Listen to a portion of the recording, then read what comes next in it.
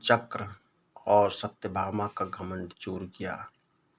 जब हनुमान ने तीनों का घमंड चूर किया, संसार में किसी का कुछ नहीं, ख्वाह अपना समझना मूर्खता है, क्योंकि अपना होता हुआ भी कुछ भी अपना नहीं होता। इसलिए हैरानी होती है, घमंड क्यों, किस लिए, किसका?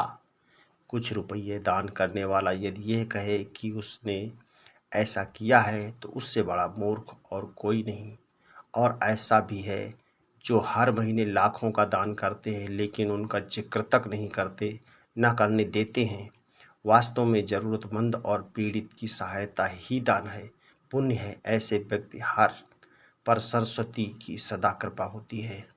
पर क्या किया जाए, देवताओं तक को अभिमान हो जाता है और उनके अभिमान को दूर करने के लिए परमात्मा को ही कोई उपाय करना पड़ता है। गरुड़, सुदर्शन चक्र तथा सत्यभामा को भी अभिमान हो गया था और भगवान श्री कृष्ण ने उनके अभिमान को दूर करने के लिए श्री हनुमान जी की सहायता ली थी।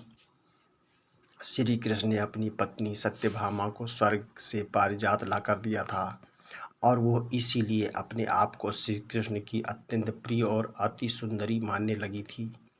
सुदर्शन चक्र को यह अभिमान हो गया था कि उसने इंद्र के वज्र को निष्क्रिय किया था। वह लोकालोक के अंधकार को दूर कर सकता है। भगवान श्री कृष्ण अत्यंत उनकी ही सहायता लेते हैं। गरुड़ भगवान कृष्ण का वाहन था। वो समझता था भगवान मेरे बिना कहीं जा ही नहीं सकते, इसलिए कि मेरी गति का कोई मुकाबला नहीं कर सकता।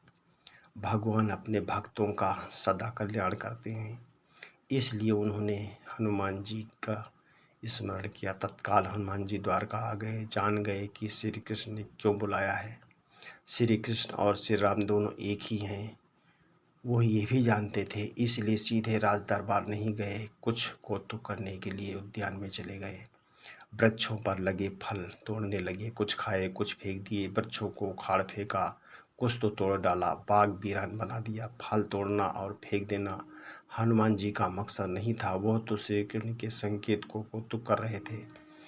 बात कृष्ण तक पहुंची।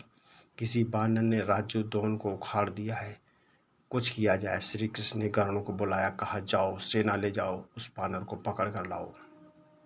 गरुड़ ने कहा प्रभु, एक मामूली सा बानर को पकड़ने के लिए सेना की क्या जरूरत है, मैं अकेला ही उसे मजा चखा दूंगा। कृष्ण मन ही मन मुस्करा दिए, जैसा तुम चाहो, लेकिन उसे रोको। जाकर गरुड़ गए, हनुमान जी को ललकारा, बाग क्यों उखाड़ रहे हो, फल क्यों तोड़ रहे हो, चलो तुम्हें श्री कृष्ण बुला रहे हैं। हनुमान जी ने कहा, मैं किसी श्री कृष्ण को नहीं जानता, मैं तो श्री राम का सेवक हूँ, जाओ कह दो मैं नहीं आऊँगा। गरुड़ क्रोधित होकर बोला, तुम नहीं चलोगे तो मैं तुम्हें पकड़ कर ले जाऊँगा। हनुमान जी ने कोई उत्तर नहीं दिया। गरुड़ की अनदेखी कर वह फल तोड़ते रहे। गरुड़ को समझाया भी, बानर का काम फल तोड़ना और फेंकना है, मैं अपने स्वभाव के अनुसार ही कर रहा हूँ, मेरे काम में दखल न दो, क्यों झगड़ा मोल रहे लेते हो, जाओ मुझे आराम से फल खाने दो। गरुड़ नहीं माना। तब हनुमान जी ने अपनी पूंछ बढ़ाई और गरुड़ को दबोच लिया। उसका घमंड दूर करने के लिए कभी पूंछ को ढीला कर देते, गरुड़ को सांस लेता, और जब कसते तो गरुड़ के मानो प्राण ही निकल रहे हों। हनुमान जी ने सोचा भगवान का वाहन है, प्रहार भी नहीं कर सकता, लेकिन इसे सबक तो सिखाना ही होगा। पूंछ को एक झटका दिया और गरुड़ को दूर समुद्र में फेंक दिया। बड़ी मुश्किल से वह गरुड़ दरबार में पहुंचा, भगवान को बताया वो कोई साधारण बानर नहीं है, मैं उसे पकड़ कर नहीं ला सकता। भगवान मुस्करा दिए, सोचा गरुड़ का घमंड तो दूर हो गया, लेकिन अभी इसके वेग से के घमंड को चूर करना है। श्री कृष्ण ने कहा, गरुड़ हनुमान श्री राम जी का भक्त है, इसलिए नहीं आया। यदि तुम कहते कि श्री राम ने बुलाया है तो फौरन भागे चले आते। हनुमान अब मलय पर्वत पर चले गए हैं, तुम तेजी से जाओ और उससे कहना श्री राम ने उन्हें बुलाया है। तुम तेज उड़ सकते हो, तुम्हारी गति बहुत है, उसे साथ ही ले आना। गरुड़ वेग से उड़े, मलय पर्वत पर पहुँचे, हनुमान जी से क्षमा मांगी, कहा भी श्री राम ने आपको याद किया है, अभी आओ मेरे साथ, मैं तुम्हें अपनी पीठ पर बिठाकर मिनटों में द्वारका ले जाऊंगा। तुम खुद चलोगे तो देर हो जाएगी, मेरी गति बहुत तेज है, तुम मुकाबला नहीं कर सकते। हनुमान जी मुस्कुराए, भगवान की लीला समझ गए, कहा तुम जाओ, मैं तुम्हारे पीछे आ जाऊंगा। द्वारका में श्री कृष्ण राम रूप धारण कर सत्यभामा को सीता बना सिंहासन पर बैठ गए। सुदर्शन चक्र को आदेश दिया, द्वार पर रहना, कोई बिना आज्ञा अंदर ना आने पाए। श्री कृष्ण समझते थे कि श्री राम का संदेश सुनकर तो हनुमान जी एक पल भी रुक नहीं सकते, अभी आते ही होंगे। गरुड़ को तो हनुमान जी ने विदा कर दिया और स्वयं उससे भी तीव्र गति से उड़कर गरुड़ से पहले ही द्वारका पहुंच गए। दरबार के द्वार पर सुदर्शन ने उन्हें रोककर कहा, बिना आज्ञा अंदर जाने की मनाही है। जब श्री राम बुला रहे हों तो हनुमान जी विलंब सहन नहीं कर सकते।